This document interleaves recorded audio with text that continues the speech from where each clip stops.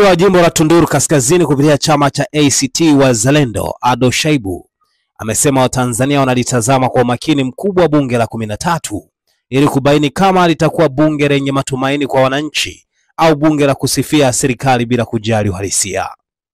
Shaibu ametoa kauli hiyo hii leo Jumanne Novemba 11 bungeni jijini Dodoma mara baada ya bunge kumchagua mbunge wa jimbo la Ilala kupitia Chama cha Mapinduzi Musa Azan Zungu kuwa spika wa bunge la Jamhuri ya Muungano wa Tanzania baada ya kupata kura 378 kati ya kura 383 zilizopigwa.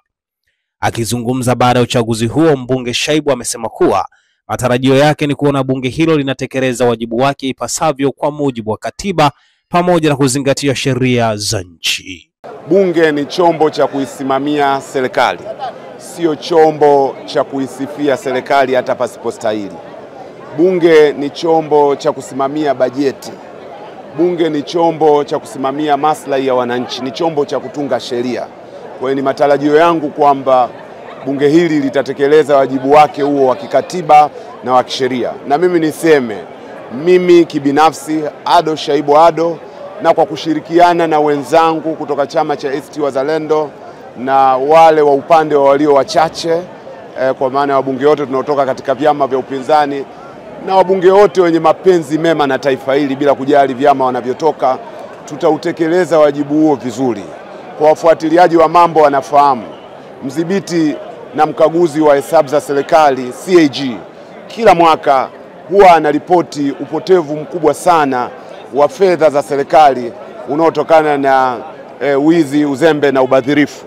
Ni wajibu wa bunge hili kuhakikisha kwamba utaratibu huo unaondoka na fedha za wananchi zinatumika kwa mujibu wa malengo yaliyokusudiwa. Mara zote tunaona bajeti ya serikali inaelekezwa sana katika matumizi ya kawaida na matumizi ya maendeleo yanapangiwa bajeti ndogo. Ni wajibu wetu kama wabunge kuhakikisha kwamba fedha za Watanzania, kipato chote tunachokipata kama taifa, kwa sehemu kubwa kinaelekezwa katika kuwakomboa wananchi wanyonge. Huko majimboni tulikotoka, wananchi wana matatizo mengi na wana matarajio makubwa na sisi. Mimi ni mbunge wa Tunduru Kaskazini. Kwenye sekta ya afya, wananchi wanatozwa mpaka mabeseni ya kwenda kujifungulia. Wanatunduru wananitazama kwa matamanio makubwa ya kwamba mambo haya yakome. Serikali imeahidi yenyewe kwamba kwa kila mwanamke mjamzito atapata matibabu bure. Jimboni ninakotoka mimi haya hayafanyiki kwa vitendo. Serikali imeahidi kwamba kwa wazee vikongwe watapata matibabu bure. Haya yatekelezwe ipasavyo. Wananchi wengi wa Tanzania ni wakulima, kuna changamoto nyingi kwenye pembejeo, kuna changamoto nyingi kwenye bei ya mazao, kuna migogoro mingi baina ya wakulima na hifadhi, kuna matatizo mengi ya wanyama waharibifu, kuna matatizo mengi ya maji, sekta za umeme, barabara. Watanzania wana matumaini kwamba sisi tutasimama kama sauti ya Watanzania. Ni mapema sana kuanza kusema tuna matarajio ya namna gani. Sisi tunamkopesha imani ndugu Zungu, na mtihani wa kwanza tuliompa ni kupitia swali ambalo mimi nimeuliza, kwa sababu huko nje kuna vilio, watu hawajaridhishwa na uchaguzi uliofanyika, watu wanataka demokrasia, watu wamepoteza ndugu zao, watu wana machozi mengi, watu wamepoteza biashara zao, watu wamezulumiwa ushindi wao. Kwa hiyo watu wanalitazama bunge hili kwa jicho la umakini mkubwa sana na kuona kama litakuwa ni bunge la matumaini kwa Watanzania ama litakuwa bunge la kuisifia na kuipongeza serikali. Na ndio maana tukamtupia swali kama bunge hili litakuwa na ajenda ya maboresho ya demokrasia nchini Tanzania na kama mchakato wa katiba mpya utapata nafasi katika bunge hili. Tunashukuru kwamba amejenga msimamo kwamba bunge hili litakuwa bunge la haki za watu na kwamba mchakato wa katiba mpya utapewa nafasi.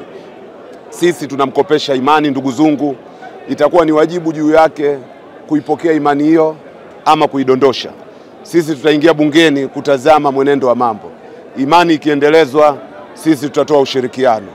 Imani ikidondoshwa, tukiona kwamba bunge hili linatoka katika mstari, tutasimama imara kutetea sauti ya Watanzania ambao wametuamini.